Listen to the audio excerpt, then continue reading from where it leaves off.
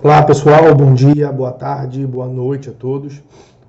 A decisão que eu separei para falar com os senhores nesse vídeo, ela versa sobre a possibilidade de se recorrer da decisão de um ministro do Tribunal Superior que determina o retorno dos autos ao tribunal de origem para aguardar o julgamento pelo STF de um recurso extraordinário com repercussão geral reconhecida. Essa decisão de ministro do STJ que determina o retorno é recorrível ou não? É isso que nós vamos analisar. Deixa eu primeiro apresentar o julgado, como de costume. Trata-se do pedido de reconsideração nos embargos de declaração, no agravo interno, no recurso especial 1.963.580. RCD no ED, no agente, no RESP 1963.580. Como de costume, a referência completa do julgado e a ementa serão disponibilizadas para os senhores, assim como eventuais informações adicionais na descrição desse vídeo.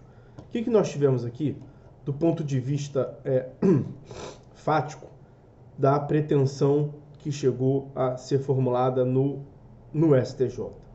Nós tivemos na origem uma ação de improbidade administrativa proposta pelo Ministério Público contra alguns agentes públicos. Essa ação de improbidade administrativa teve sentença de procedência que condenou os réus por ato de improbidade administrativa descritos no artigo 10 da ALIA. Só que essa sentença reconheceu que os crimes foram praticados com culpa e não com dolo, com culpa. Foi interposta a apelação e a sentença foi mantida pelo Tribunal de Justiça do Estado do Rio de Janeiro. Percebam que era uma sentença de procedência por crimes de improbidade administrativa praticados com culpa e não com dolo. E aí os agentes interpuseram um recurso especial a ser julgado pelo STJ. Enquanto o recurso especial estava sendo processado, quer dizer, estava aguardando julgamento por parte do STJ, entrou em vigor uma lei que alterou a lei de improbidade administrativa, já vou mostrar para vocês, e suprimiu a modalidade culposa, além de efetuar regras favoráveis aos acusados quanto à prescrição.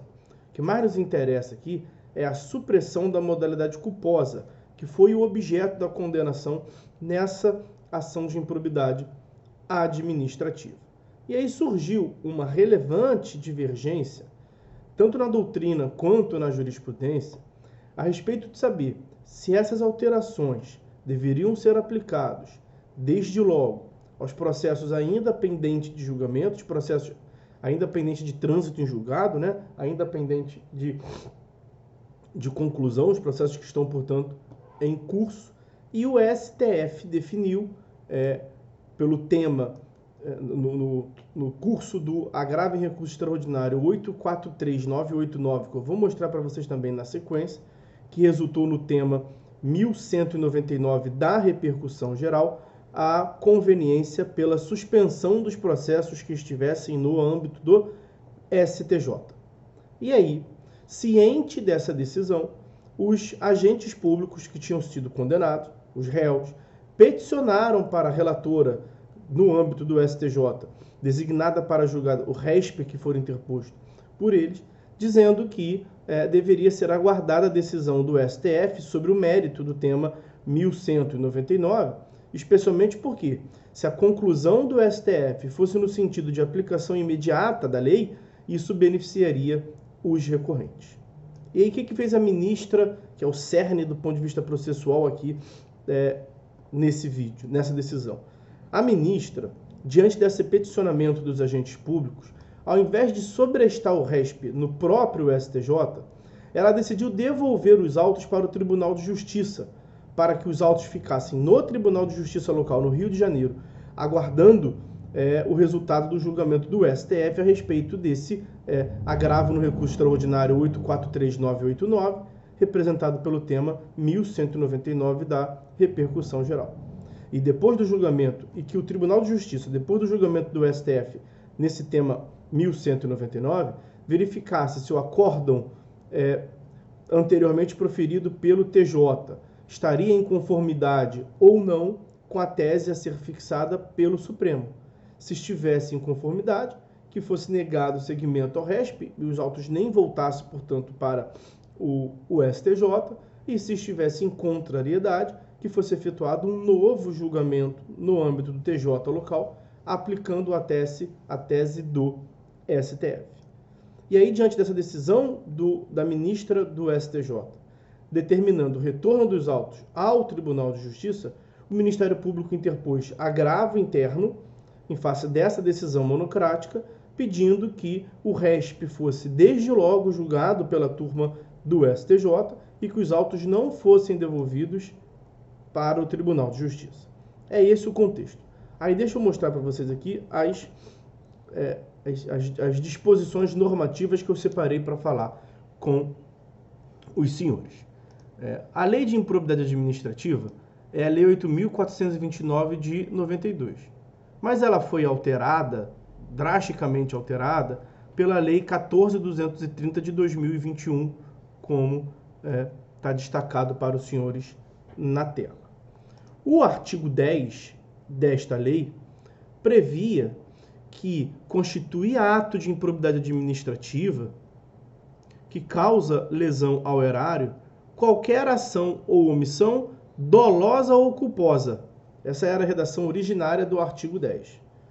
Por meio da redação dada pela Lei 14.230 de 2021, a modalidade culposa foi retirada. Veja, constitui ato de improbidade administrativa que causa lesão ao erário qualquer ação ou omissão dolosa. E lembrem-se que, na origem, a sentença tinha sido de procedência do pedido do Ministério Público, reconhecendo prática de atos de improbidade administrativa na modalidade culposa. Então, esta lei 14.230 de 2021 alterou drasticamente o conteúdo desta sentença na origem. Muito que bem. Foi interposto o recurso extraordinário com agravo 843.989, que resultou no tema, como eu lhes disse, 1199 da repercussão geral do STF. Foi reconhecida, portanto, repercussão geral neste julgado no ARI 843.989. E qual o objeto do tema 1199?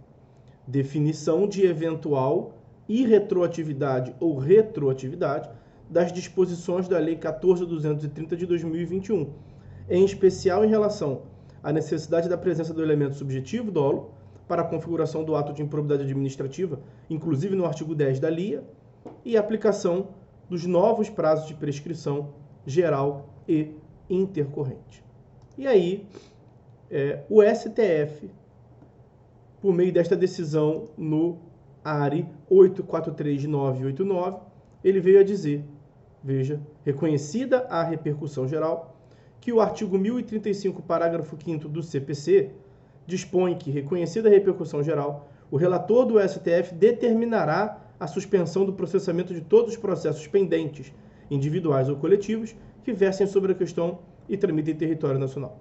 Mas que o plenário do STF definiu que a suspensão nacional dos processos não é automática e que cabe ao relator ponderar a conveniência dessa medida.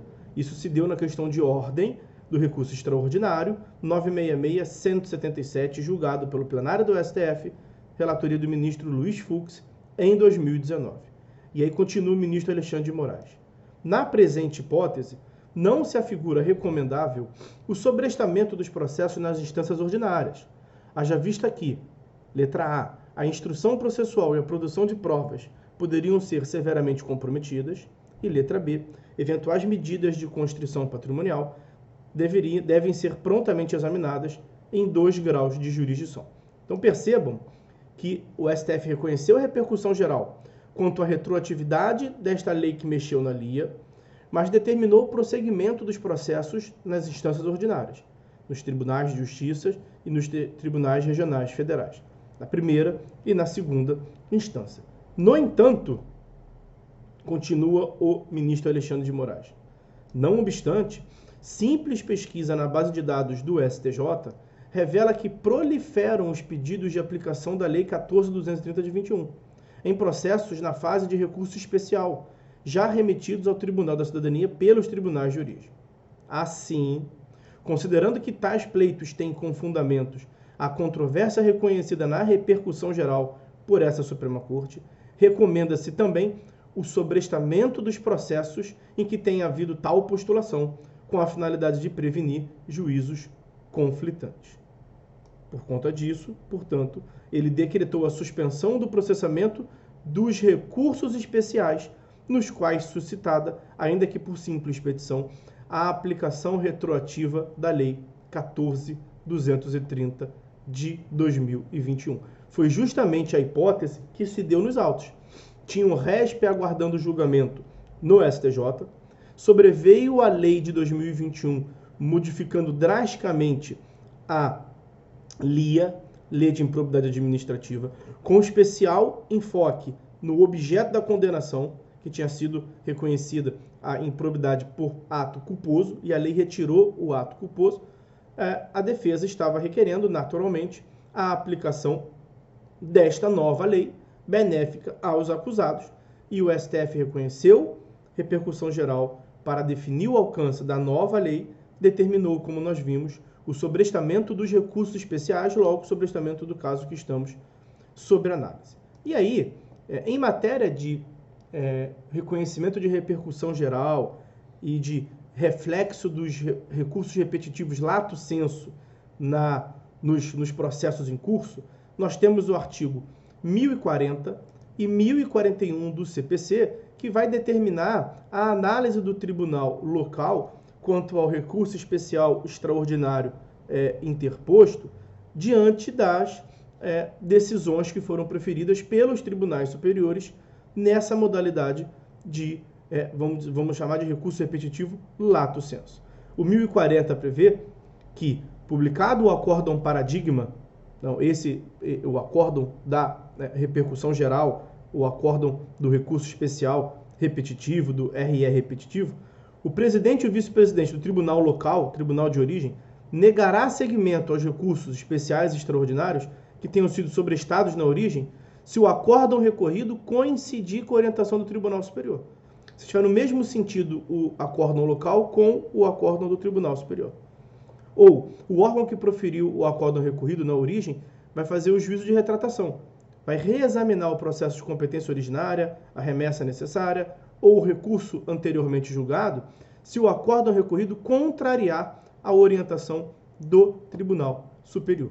Ou seja, é necessário que o Tribunal de Origem faça uma nova análise quanto ao recurso, quanto ao acórdão paradigma vindo lá de cima do STF ou do STJ. Foi isso que a ministra Regina Helena Costa determinou, que aquele RESP anteriormente recebido e que estava tramitando no STJ, ao invés de seguir no STJ, ele voltasse para a origem para aguardar o julgamento do STF naquele ARE, naquela repercussão geral 1199, e que faça esse juízo de conformação do 1040 e do 1041 do CPC após a aprovação do acórdão paradigma.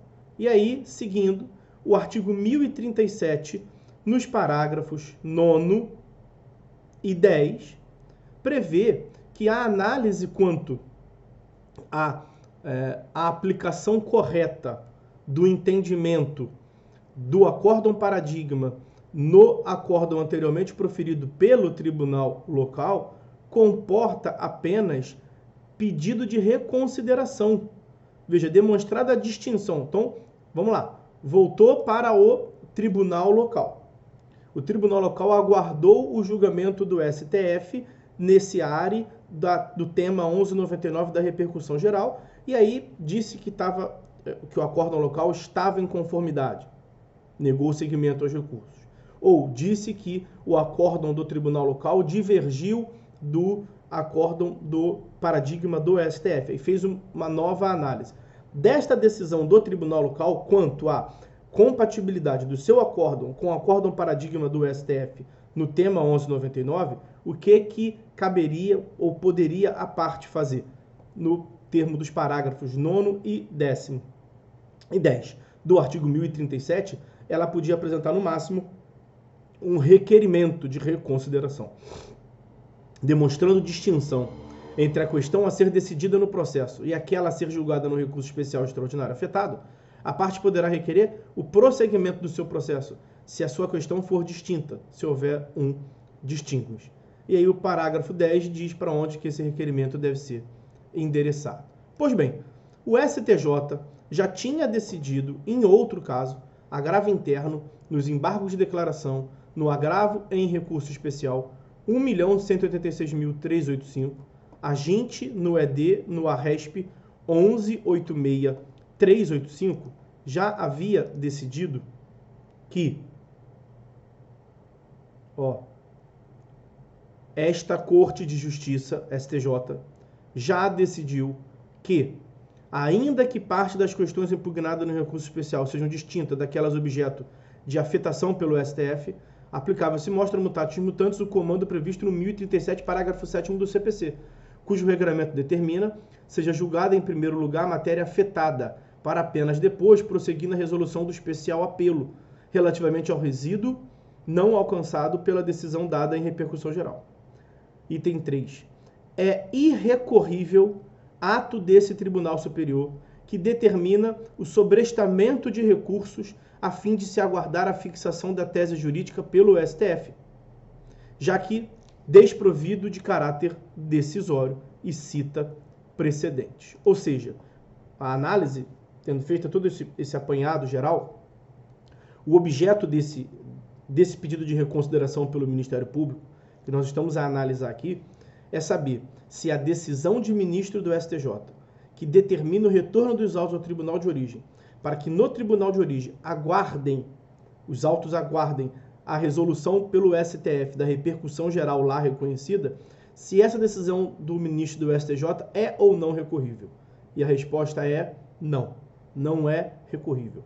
É irrecorrível a decisão do ministro do STJ que determina a remessa dos autos ao tribunal de origem para aguardar julgamento do STF em repercussão geral.